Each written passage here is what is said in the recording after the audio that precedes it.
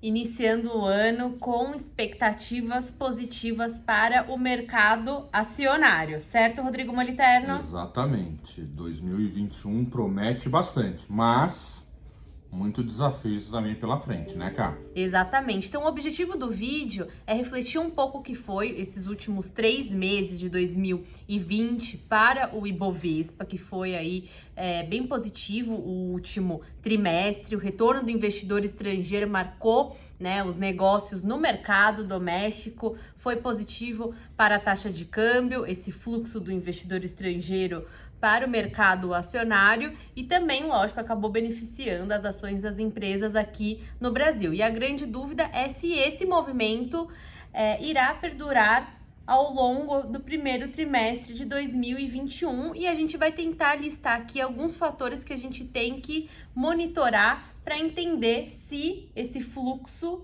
vai ser mantido nas próximas semanas. Exatamente. Então vamos só recapitulando rapidinho o que foi os últimos 3 meses e o que começou esses 4 dias, podemos dizer assim, né?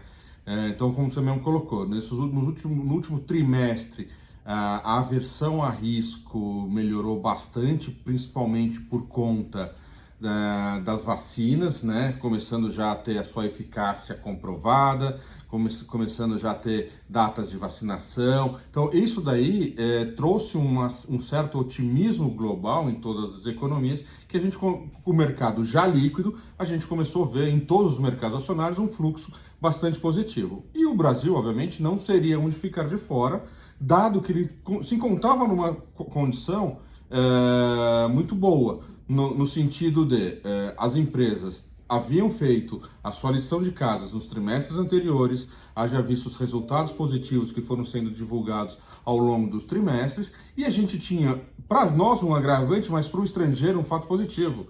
A nossa moeda permanecia num patamar bastante desvalorizada, o que para o estrangeiro era vantajoso na entrada para investimento nas ações. Então esse também foi um dos grandes triggers do empuxo desse fluxo positivo no último trimestre. E a gente tem que acrescentar também que teve um desfecho positivo para o mercado na eleição presidencial dos Estados Unidos, que também contribuiu para essa redução ao risco, aversão ao risco global. Exatamente. Isso tudo justificou. Agora a questão é, para 2021, o que nós iremos monitorar? A gente sabe que a gente tem no Brasil um pano de fundo que não sofreu nenhuma alteração em termos de contas públicas. Nós não fizemos ainda a nossa lição de casa, ainda temos fevereiro de 2021, uma data muito importante para nós, onde serão definidas sucessões dentro do Congresso Nacional, e a avaliação que a gente vinha fazendo desde o final do primeiro semestre de 2021 é que as reformas não iriam ganhar tração por conta já dessa data. E agora a avaliação ela é um pouco mais delicada, a gente já tem aí as indicações para a presidência da Câmara no Congresso Nacional do Brasil. Tem o Baleia Rossi, que é o candidato do então presidente Rodrigo Maia, a gente tem o Arthur Lira, que é o candidato do governo, e aí vem a pergunta, se algum deles for eleito, qual que é a probabilidade das reformas engrenarem ou não nos meses subsequentes? E é uma grande questão, é um grande jogo político, na verdade, porque a gente tem essa data, só que aí já começa a vir outra data, que é a eleição presidencial. E eu diria, então, mais, cara, só dando um cortezinho, o mercado ainda não está 100% focado nesse momento eleitoral. O mercado ainda vem naquele empuxo de final de ano. Nesses 4 dias, a gente viu aí a bolsa subindo, aí, então, a média talvez aí 4%, impulsionado pelo setor financeiro e de commodities, que é o que tem feito globalmente aí os mercados melhorar, principalmente o setor de commodities, enquanto outros setores a gente vê ainda depreciado, né? Tipo o setor de construção civil, setor turismo, de entretenimento, setor de utilities. O setor de utilities ainda é um caso que ainda ele começa a ter algum efeito dessa incerteza que começou um pouco a se criar aqui com relação ao aumento de juros, onde ele começa a ter um pouco de sentimento. Então, ainda o mercado está vivendo vamos chamar assim, a lua de mel do último trimestre. Acho que esse teu ponto das eleições, quem que será, quais serão os impactos, a gente começa a sentir mais efetivo no nosso mercado no final de janeiro. Exato, e por isso que a gente tem que ficar atento e a esse evento que é muito importante na cena doméstica. Então, quando a gente olha para o cenário externo, fazendo uma breve avaliação, parece que o risco do cenário doméstico é preponderante por conta dessa questão fiscal e do ambiente político hostil.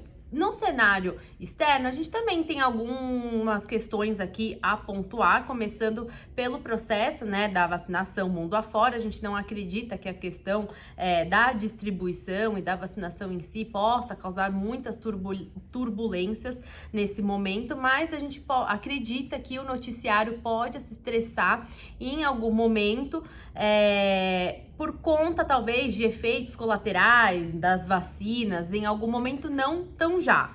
Então, as economias desenvolvidas vacinando não mudam a perspectiva para o PIB mundial 2021. Então, a perspectiva é de um crescimento do PIB mundial ao redor de 4%, e isso é garantido com a vacinação nas economias desenvolvidas e também na China. Então, esses são os propulsores de crescimento. Ainda que esse processo seja bagunçado nas economias periféricas, isso acaba amparando, né? As economias desenvolvidas acabam amparando e dando sustentação para o cenário global. E também outro aspecto é monitorar o início do governo Joe Biden, porque o mercado precificou, né, um início de governo tranquilo, uma transição tranquila, e não foi isso que a gente viu nesses últimos dias. Houve, né, uma polarização lá nos Estados Unidos com essas questões políticas. Então, o Biden vai encontrar um ambiente um pouco mais complicado dentro do Congresso Nacional no início do seu governo.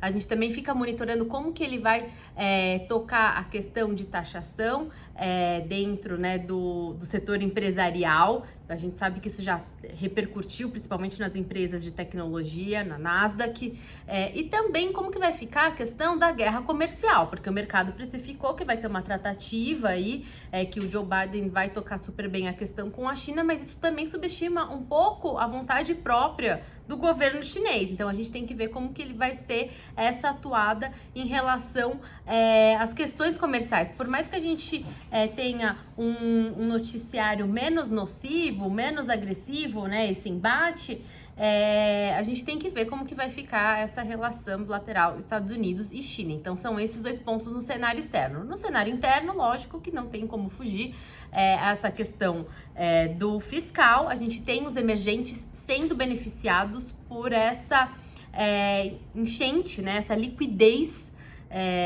por conta da política estimulativa que está sendo adotada por grande parte dos governos, sinalização do Fed de que vai manter a taxa de juros baixa até 2023, o Banco Central Europeu também garantindo a manutenção dos estímulos monetários. Então a gente tem uma enxurrada de recursos no mercado financeiro como um todo. A gente tem os mercados desenvolvidos que já andaram bem, principalmente renda variável, e os investidores estão atrás de retorno, e aí entram as economias emergentes.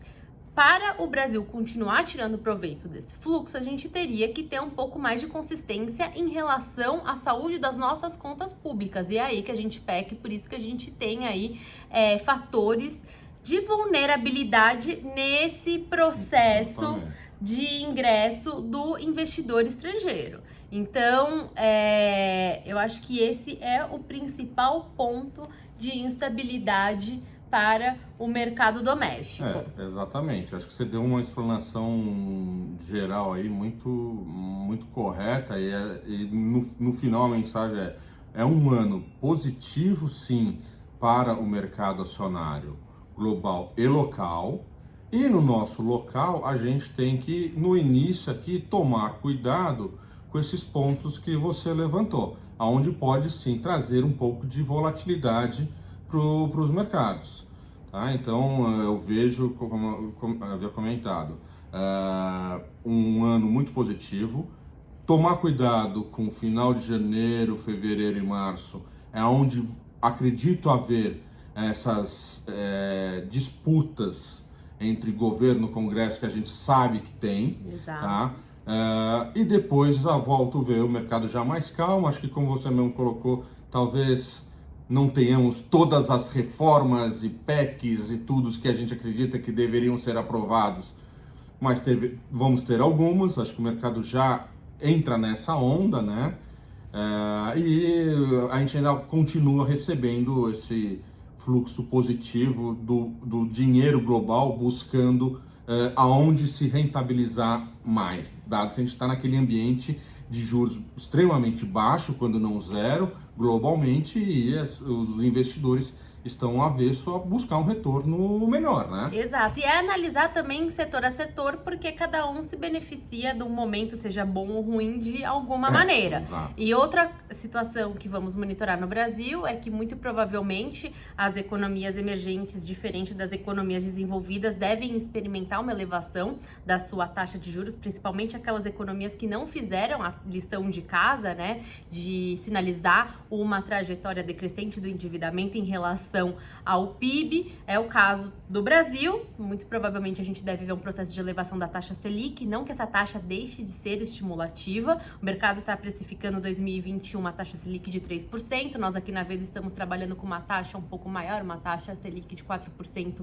ao final do ano, ainda que não tenha uma pressão inflacionária em 2021. Para 2022 a gente vê as projeções muito próximas da meta e vai depender, lógico, do encaminhamento da pauta fiscal. Se não houver um encaminhamento, isso pode forçar aí o Banco Central a elevar a taxa de juros. Os investidores vão exigir um prêmio maior para financiar a dívida do governo, fazer as suas compras através do Tesouro Nacional. E aí isso também acaba repercutindo de maneira diferente dentro dos setores da Bolsa. Então, é um ambiente, a gente começa o ano com um ambiente positivo para o mercado acionário, amparado na liquidez, mas devemos monitorar nossas questões internas que podem trazer aí alguns percalços ao longo do mês.